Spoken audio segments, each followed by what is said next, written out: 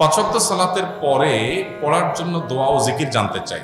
এ সম্পর্কে আসুন্নাহ ফাউন্ডেশন থেকে ছোট্ট একটা দোয়ার কার্ড আমরা বের করেছি, সেটা আপনারা সংগ্রহ করতে পারেন ফ্রি, এবং অনলাইন থেকেও সেটা ডাউনলোড করতে পারেন।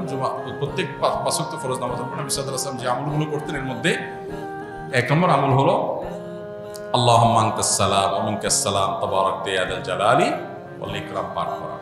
তারও আগে আল্লাহু আকবার, আল্লাহু আকবার, আল্লাহু আকবার, হ্যাঁ, আল্লাহু আকবার পাঠ করা, ইস্তিগফার পাঠ করা, আল্লাহু আকবার একবার, আস্তাগফিরুল্লাহ, আস্তাগফিরুল্লাহ, আস্তাগফিরুল্লাহ তিনবার, আল্লাহু আকবার একবার, আস্তাগফিরুল্লাহ তিনবার।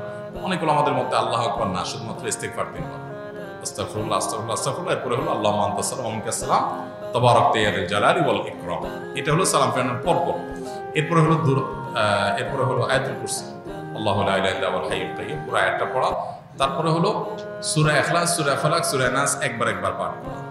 এর পাশাপাশি আরেকটা আমল আছে, লা ইলাহা ইল্লাল্লাহু ওয়াহদাহু লা শারীকা লাহু লাহুল মুলকু ওয়া লাহুল হামদু ওয়া হুয়া আলা কুল্লি শাইইন কাদির, একবার পাঠ করা। আরেকটা আমল হলো আল্লাহুম্মা আইন্নি আলা যিকরিকা ওয়া শুকরিকা ওয়া হুসনি ইবাদাতিক, একবার পাঠ করা। আরেকটা আমল হলো লা ইলাহা ইল্লাল্লাহু ওয়াহদাহু লা ইলাহা ইল্লাল্লাহ ওয়া লা না'বুদু ইল্লা ইয়্যাহু লাহুন নি'মাতু ওয়া লাহুল ফাদলু ওয়া লাহুস সানাউল হাসান, লা ইলাহা ইল্লাল্লাহ মুখলিসিনা লাহুদ্দিন ওয়ালাউ কারিহাল মুশরিকুন, এটা একবার।